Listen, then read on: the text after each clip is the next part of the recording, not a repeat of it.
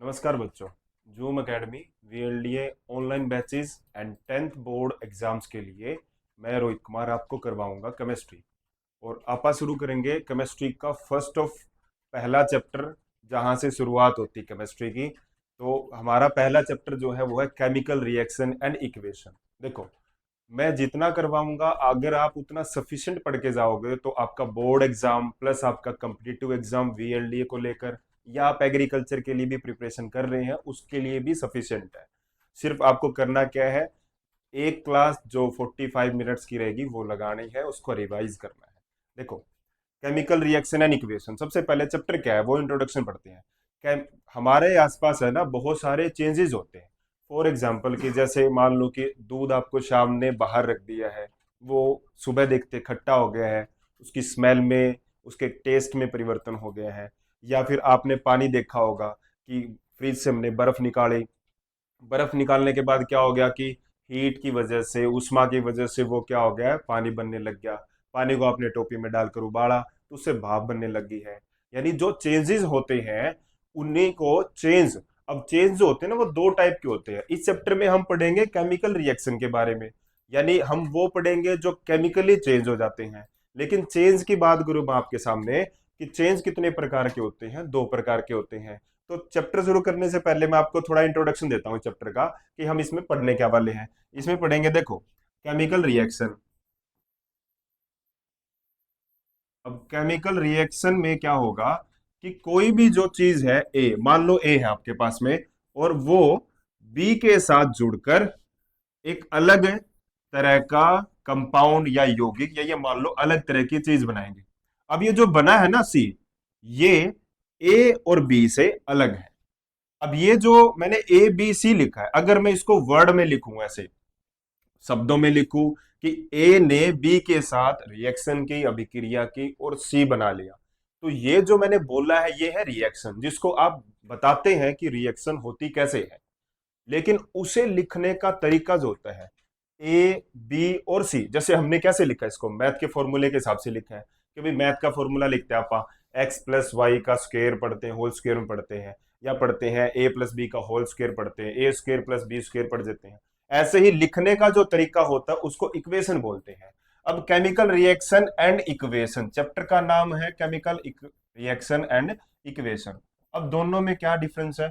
Equation तो होती है लिखने का ढंग, और रिएक्शंस होती है जो हुआ है, चेंजेस जो हमने प्रैक्टिकली उसको नोट किया, ऑब्जर्व किया है, वो रिएक्शंस होती है। इस चैप्टर में आप क्या क्या पढ़ेंगे ये देखिए। पहले आप पढ़ेंगे केमिकल रिएक्शन इक्वेशन, दूसरी ये क्यों होती है, यानी हम पढ़ेंगे अगला जो टॉपिक है वो पढ़ेंगे characteristics, characteristics of reaction.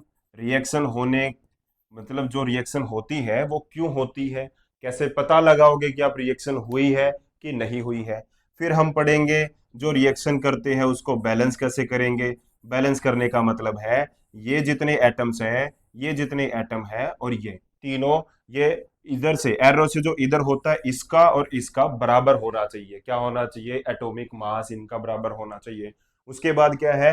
Balance पढ़ेंगे। फिर पढ़ेंगे टाइप ऑफ रिएक्शन। क्या पढ़ेंगे? Types of reaction. रिएक्शन के प्रकार पढ़ेंगे कि कितने टाइप की रिएक्शन हो सकती है। ठीक है, तो सबसे पहले शुरू कर रहा हूँ, चेंज के बारे में बात करते हैं। तो कुछ कॉमन एग्जांपल आप अपने मन में सोचो क्या क्या हो सकते हैं। केमिकल चेंज या फिजिकल चेंज तो बाद में देखेंगे, पहले सिर्फ चेंजेस देखो। फॉर एग्जाम्पल आपने पानी को गर्म किया, भाप बन गई, एक चेंजेस हो गया है। ठीक है, तो सबसे पहले अगर मैं बात करूं, देखो, सबसे पहले आता है chemical change and physical change में सबसे पहला चेंज है केमिकल चेंज। कौन सा change? Chemical change. Chemical change क्या होता है? ए वो केमिकल चेंज जहां क्या बन रहा है, नया सबस्टांस बन रहा है। यानी मैंने अभी बताया था आपको कि ए बी से जुड़कर सी बना ले, सी एक नई चीज हो गई है, इसको बोलेंगे केमिकल चेंज होता है। ये क्या होता है? केमिकल चेंज होता है। एग्जाम्पल जैसे लोहे की कोई भी चीज देखी है आपने, बारिश के दिनों में बाहर रह जाती है तो उस पर जंग लग जाता है। जंग जो अब लोहा जब है ना शुरू में लेकर आते हैं तो वो चमकदार होता है, बिल्कुल शाइनिंग अपीयरेंस होता है, सिल्वर उसका कलर होता है। उसके बाद क्या होता है, कुछ दिनों बाद में वो है ना भूरे रंग का हो जाता है। अब वहां पर क्या होगा, नई चीज बन के आई है। अगर आप उसे उतार के देखोगे, लोहे को देखो, दोनों अलग अलग चीजें दिखाई देगी आपको। जैसे आपने कागज को जलाते हुए देखा होगा कि कागज आपने जलाया और जलाने के बाद वो कागज गायब हो गया, यानी उससे धुआं निकला, चला गया और कुछ राख बन गई है। तीसरी चीज, भोजन को पकाने वाली विधि। अब जब भोजन को पकाते हो, कच्चा जो भोजन होता है वो कुछ और होता है, पकने के बाद वो कुछ और बन जाता है। उसके बाद दूध देखा होगा, दूध जो दही में बदल जाता है, ये एक कॉमन है। उसके बाद लिखा हुआ है 5 प्रकार के एग्जाम्पल लिखे हुए, पांचों को डिस्कस करते हैं। लेकिन सबसे पहले डिस्कस करते हैं केमिकल चेंज। केमिकल चेंज होता क्या, देखो, ऐसा चेंज जहां नया सबस्टेंस बन रहा हो। दूसरी बात क्या है, वो परमानेंट हो जाता है, यानी कि इरिवर्सिबल। इरिवर्सिबल का मतलब हो गया कि इसको आप वापिस ये नहीं बना सकते, ए और बी। कागज को जलाने के बाद उसकी राख से आप दोबारा कागज नहीं बना सकते हैं, इरिवर्सिबल चेंज। दूध से दही बनाने के बाद आप दही से दूध नहीं बना सकते हैं। तो ये जो चेंजेस हो गए हैं, ये केमिकल चेंज होते हैं। जैसे दूसरी क्या होगी कि एनर्जी चेंज अकर, एनर्जी बदलेगी। देखो, एक कॉमन सी चीज है कि ये सुनने को मिलता है कि energy can not be created nor be destroy, यानी कि ना तो ऊर्जा को उत्पन्न किया जा सकता है, मतलब बनाया जा सकता है कि आपने ऐसे कुछ चीजों को जोड़ा, ऊर्जा बना लिया ऐसा, और ना ही उसे खत्म किया जा सकता है। ऊर्जा का रूपांतरण होता है। रूपांतरण का मतलब हो गया कि जो ऊर्जा है ना, ऊर्जा चेंज होती है। कि मान लो कि जैसे कि पंखा चलाया आपने, अब जब आपने बटन दबाया तो उसमें करंट चला, इलेक्ट्रिसिटी गई, इलेक्ट्रिसिटी जाने के बाद में पंखा घूमने लग गया। अब यहाँ एनर्जी बदलाव हुआ है। इलेक्ट्रिक एनर्जी कहाँ से लेगी, मैकेनिकल एनर्जी बना रही है, हवा को घुमा रही है और उससे क्या हो जा रही है, हवा, पंखा घूमने लग गया, मैकेनिकल एनर्जी में रूपांतरण हो गया उसका। ऐसे ही जैसे सोलर प्लेट्स होती हैं, सोलर सोलर पैनल देखे होंगे आपने। सोलर पैनल नहीं देखे हो तो जैसे यहाँ पर बल्ब जल रहा है, बल्ब को देखकर बोल सकते हैं इलेक्ट्रिसिटी जो लाइट एनर्जी में कन्वर्ट हो रही है। आपने भोजन खाया है, केमिकल एनर्जी में कन्वर्ट हो रहा है। इसी प्रकार एनर्जी चेंज होती है, हीट के रूप में, लाइट के रूप में, या साउंड के रूप में हो सकती है।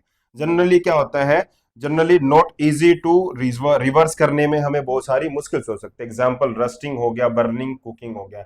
रस्टिंग का मतलब, रस्टिंग किसके लिए इस्तेमाल होता है, आपको याद रखना है, आयरन के लिए। पहली बात ये याद रखनी है, आयरन ही रस्ट होता है, रस्टिंग ऑफ आयरन। ये सबके लिए इस्तेमाल ही करेंगे। देखो, रस्टिंग शब्द का मतलब होता है जंग लगना, तो लोहे पर जंग लगता है। अगर मैं बात करूं चांदी, तो चांदी संक्षारित यानी कोरोजिव होता है, कोरोजन होता है उसका। सिल्वर का कोरोजन होता है, ठीक है, कॉपर का कोरोजन होता है, लेकिन आयरन का रस्ट होता है। उसके बाद एग्जांपल, जैसे ये देखो, ये जो फॉर्मूला लिखा है, ये है आयरन रस्ट का फॉर्मूला है, लोहे के ऊपर जंग लगने का फॉर्मूला। कैसे बना, आयरन जो था, आयरन ने ऑक्सीजन से रिएक्शन की, साथ में हवा में मौजूद नमी, नमी को मैंने लिखा XH2O। इसका मतलब है कि H2O जो वाटर मॉलिक्यूल है, वो किस रूप में है, वो छोटी छोटी भाप के रूप में, स्टीम के रूप में है। उससे रिएक्शन करने के बाद क्या बना, iron oxide hydrate, H2O, XH2O, ये है iron rust. Paper burn to form ash का मतलब होता है राख, स्मोक का मतलब होता है धुआं, और गैसेस का मतलब होता है, कौन सी गैस निकलेगी, मेनली कागज को जलाने पर CO2 गैस निकलेगी। ठीक है। जब आप भोजन को, कच्चा भोजन चेंज इनटू कुक फूड, कच्चा भोजन पकाया जाता है तो उसका टेस्ट बदल जाता है, उसकी स्मेल बदल जाती है, उसकी प्रॉपर्टी भी बदल जाती है खाने की। मिल्क टर्न टू सोर ड्यू। देखो, दूध जो है वो खट्टा हो गया है, किसकी वजह से, लैक्टिक एसिड की वजह से। लैक्टिक एसिड क्या होता है, कार्बन, 3 कार्बन कंपाउंड होता है, 3 कार्बन एटम कंपाउंड, यानी कार्बन के 3 अणुओं से मिलकर बना। ठीक है, 3 कार्बन एटम कंपाउंड होता है। उसके बाद लिखा है ये क्या है, इसको बोलते हैं इथेनोइक एसिड। क्या बोलते हैं इसको, इथेनोइक एसिड। और इथेनोइक एसिड की आगे बता देता हूं, 7 to 8% प्लस वाटर, H2O मिलाने पर, देखो 100 बूंदे हैं आपके पास, 100 में से 7 से 8 आपने क्या लेनी है, एसिटिक एसिड की। जो एसिटिक एसिड, इथेनोइक एसिड है, और उसमें आप वाटर मिलाने पर ये बन जाएगा विनेगर। विनेगर जो होता है, ये क्या बन गया है, विनेगर। इसको ये नीचे लिखते हैं, विनेगर। विनेगर क्या होता है, विनेगर होता है सिरका। क्या होता है, सिरका। तो सिरका प्लस में ये है आपका बेकिंग सोडा, जिसको आप मीठा सोडा भी बोलते हैं, ये क्या है, NaHCO3। NaHCO3 जो है ये आपका बेकिंग सोडा यानी मीठा सोडा होता है। दोनों की रिएक्शन करवाने पर हमारे पास बनता है ये। इसका नाम क्या है? इसका नाम है सोडियम इथोक्साइड। क्या नाम है इसका? नाम लिख देता हूं, इसका नाम है सोडियम, हाँ सोडियम इथोनेट है।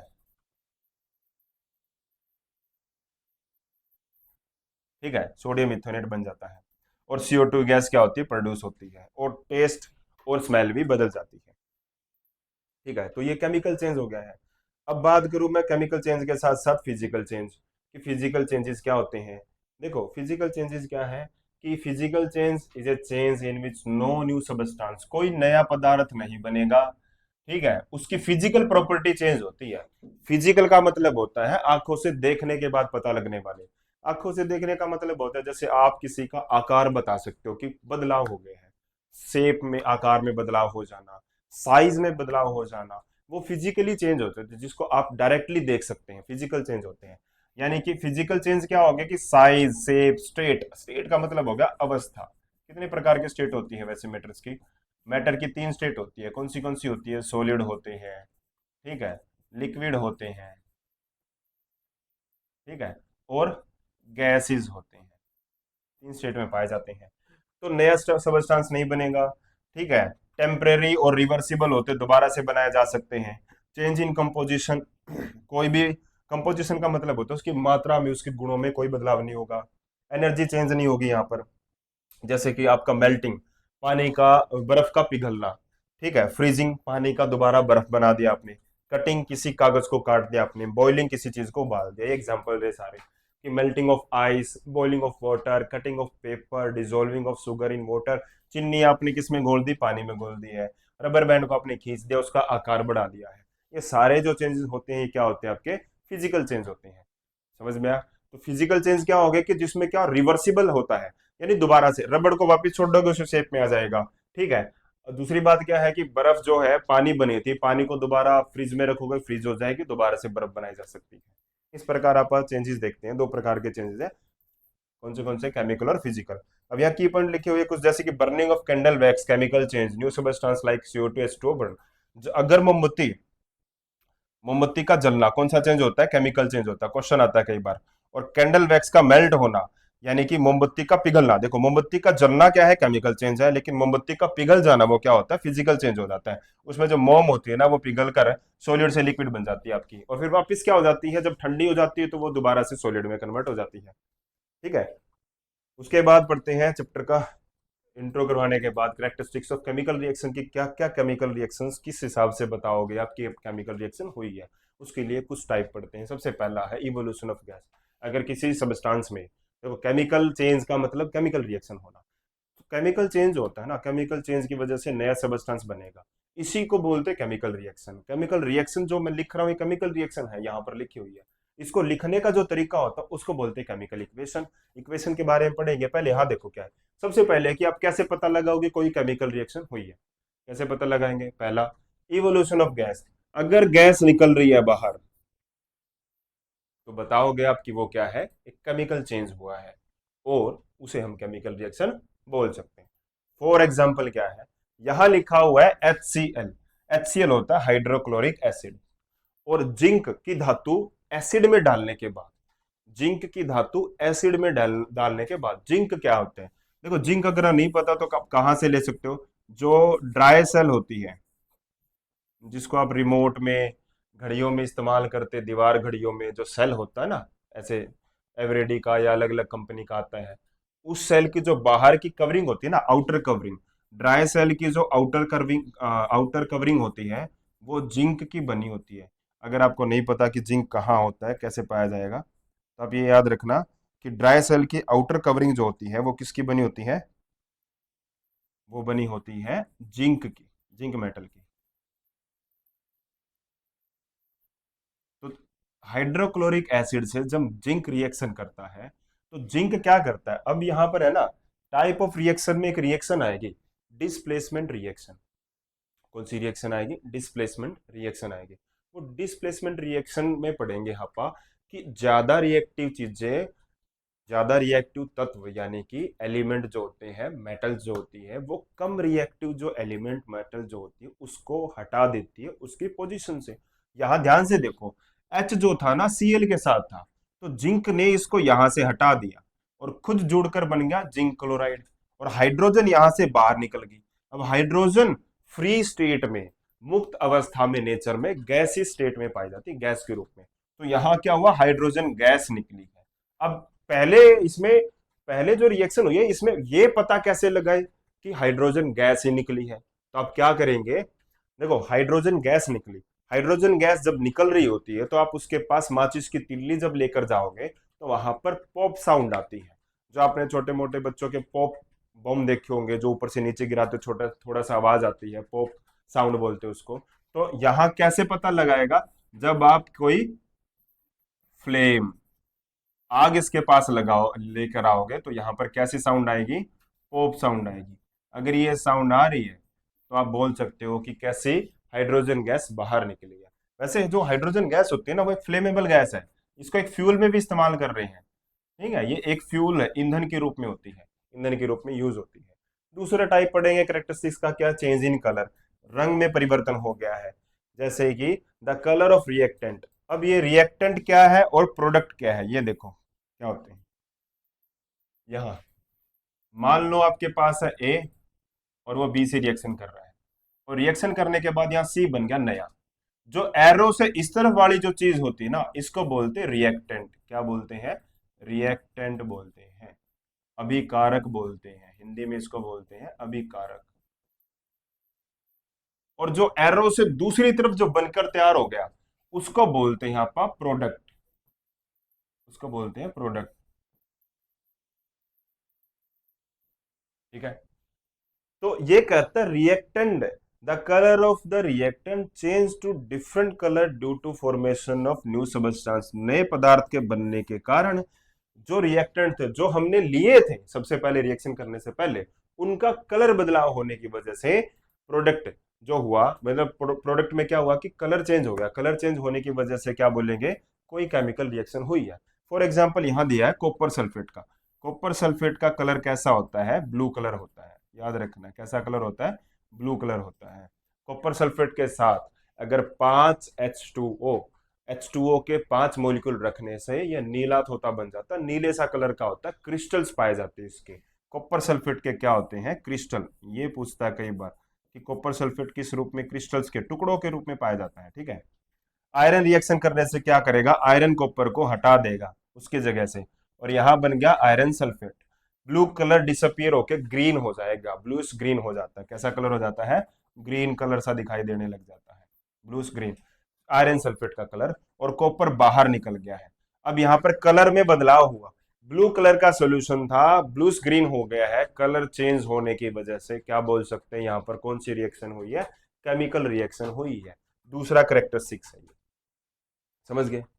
तीसरा देखो क्या होगा, change in temperature, change in temperature. अब यहां पर है ना, टेम्परेचर में बदलाव होने की वजह से, टेम्परेचर में बदलाव होने की वजह से भी बोल सकते हैं कि भाई केमिकल रिएक्शन हुई है। कैसे, कैल्शियम, ये क्विक क्लाइम जो होता है ना, कैल्शियम ऑक्साइड, ये पता क्या होता है, चूना होता है। घर में जो देखा होगा, कली करने के लिए सफेद सफेद रंग का चूना, जिसको पानी में घोलकर सफेदी करते थे पुराने टाइम पर। आजकल तो अब पेंट इस्तेमाल करते हैं या वॉलपेपर आ गए हैं। पहले क्या होता था कि जो कली होती थी ना, कली को पानी में भिगोते थे। पहले ये बात, उसको प्लास्टिक के कंटेनर में नहीं भिगोया जाता था। कली जो होती है उसको किसी मटके में, मिट्टी के बड़े से बर्तन में, ड्रम वगैरह में, हार्ड प्लास्टिक होता उसमें भिगोया जाता था। ये कली जब पानी में भिगो देते हैं तो यहाँ बन जाता है कैल्शियम हाइड्रोक्साइड। इसका नाम, केमिकल नेम ये है, कैल्शियम हाइड्रोक्साइड। और ये क्या है, quick calcium oxide, quick climb. याद रखना है इसका कॉमन नेम, इसका रासायनिक नेम, केमिकल नेम है कैल्शियम ऑक्साइड।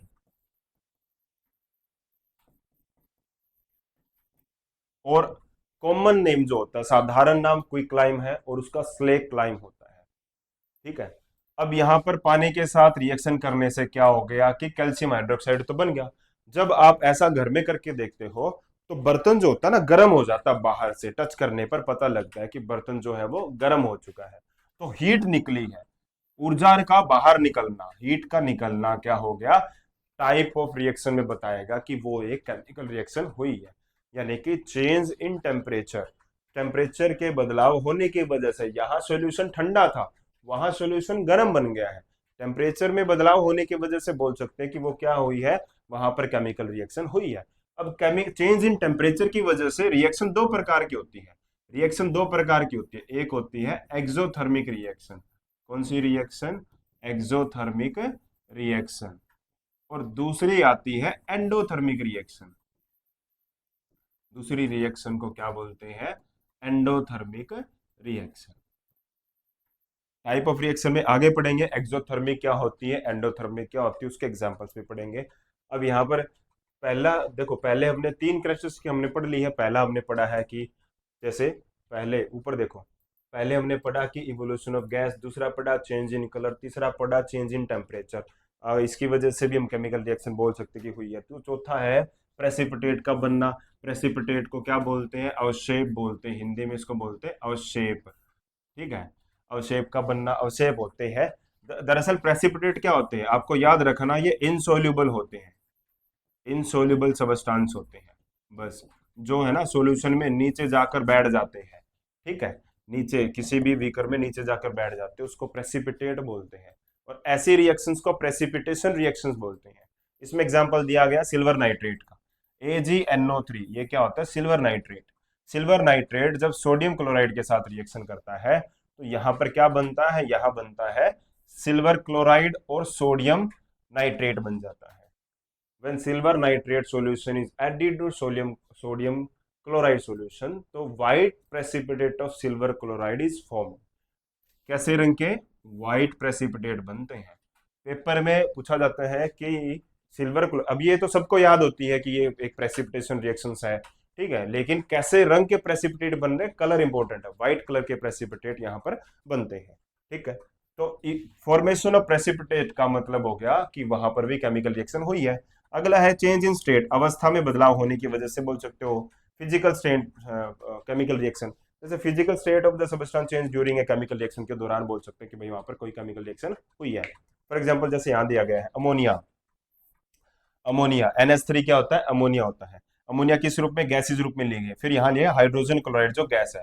देखो HCl, अब मैं आपको बता देता हूं पहले कि देखो H2 प्लस क्लोरीन दोनों जुड़ने के बाद बनाएगी HCl। ये जो होता है ना, ये गैस है, सनलाइट के प्रेजेंस में ऐसा होता है। ठीक है, HCl एक गैस है, इसको बोलेंगे हाइड्रोजन क्लोराइड गैस। अब ये गैस जो होती है ना, वाटर के साथ मिलकर बनाती है HCl लिक्विड स्टेट में, जिसको बोलते हैं हाइड्रोक्लोरिक एसिड। ऐसे बनता है एसिड, हाइड्रोक्लोरिक एसिड बोलते हैं। ठीक है, तो यहां पर NH3 अमोनिया HCl गैस के साथ में रिएक्ट करके बनाती है अमोनियम क्लोराइड, जो कि किस रूप में आ गया? सॉलिड स्टेट में आ गया। तो change in state is example of किसका है? वो है केमिकल रिएक्शन की कैरेक्टरिस्टिक्स है, उसका एग्जांपल होता है। आगे बात समझ में? अगला है चेंज इन ओडर। ओडर का मतलब होता है गंध, स्मेल में बदलाव होने की वजह से भी बोल सकते हो कि वहां पर कोई केमिकल रिएक्शन हुई है, कोई केमिकल रासायनिक अभिक्रिया हुई है। चेंज इन ओडर, जैसे अब मैं आपको बता दूं, इथेनॉल पेय पदार्थ शराब में इस्तेमाल की जाती है, ठीक है, इथेनॉल का। और एसिटिक एसिड जो होता है ना, इसको सिरका में इस्तेमाल किया जाता है, सिरका बनाया जाता है इसको। तो दोनों की गंध अलग अलग है। सिरका एक बदबूदार सा पदार्थ होता है लिक्विड स्टेट में, और इथेनॉल की भी अनपंजर्ड स्मेल होती है, मतलब कि ऐसी जो ज्यादा देर तक आप सूंघ नहीं सकते हैं। तो दोनों को मिलाने से यहां बनता है एस्टर। क्या बनता है? एस्टर बनता है। अब एस्टर को है ना आप परफ्यूम में इस्तेमाल करते हो, ये एक ऐसा केमिकल है जिसको परफ्यूम में, फ्लेवरिंग एजेंट में, फ्लेवरिंग एजेंट में इस्तेमाल करते हैं।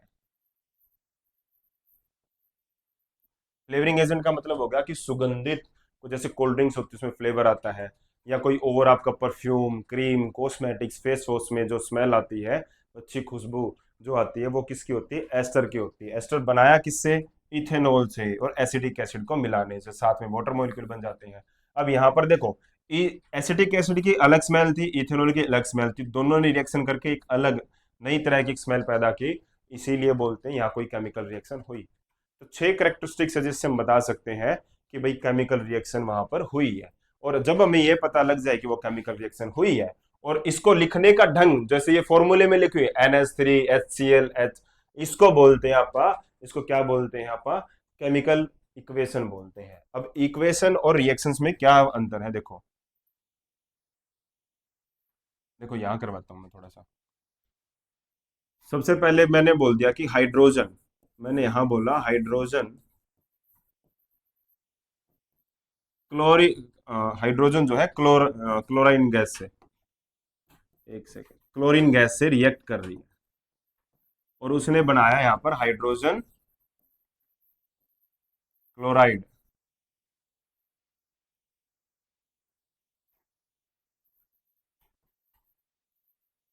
गैस। अब इसे बोलते हैं आप वर्ड इक्वेशन। एक सेकेंड,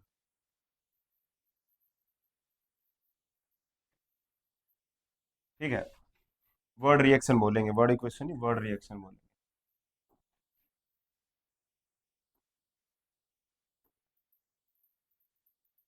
एक सेकेंड, अगर मैं इसको ऐसे लिखूं H2 + Cl2, और यहां बना दिया मैंने HCl गैस, इसको बोलते हैं स्केलेटल इक्वेशन। मैंने वर्ड को इक्वेशन में बदल दिया, फॉर्मूले में बदल दिया। और अगर मैं इसको ऐसे लिखूं जैसे H2, जैसे अगला टॉपिक पढ़ेंगे आप बैलेंस वाला, और यहाँ लिखा HCl, तो यहाँ पर हाइड्रोजन दो क्लोरीन दो, वहां एक है, ये इसके सामने मैंने दो लगा दिया, इसको बोलते हैं balance chemical equation, balanced chemical equation. ठीक है, जैसे अगला टॉपिक पढ़ेंगे आप जब बाद में, कि भाई इसके बाद जो टॉपिक आएगा वो आएगा बैलेंस वाला, कि केमिकल रिएक्शंस को कैसे बैलेंस किया जा सकता है। बैलेंस करने का मतलब कि वो, ये जो एरो है ना, एरो से जितना हमने इस तरफ लिया उतना ही दूसरी तरफ बनना चाहिए। तो इसको, ये टॉपिक जो है वो है आपका बैलेंस केमिकल इक्वेशन का। तो बैलेंस केमिकल इक्वेशन में स्केल्टन इक्वेशन, वर्ड इक्वेशन वगैरह सब बताएंगे।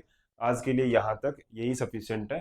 कल मिलते हैं नेक्स्ट क्लास में, इसी प्लेटफॉर्म पे, Zoom Academy VLDA online platform पे, and 10th board exams. Thank you, have a nice day.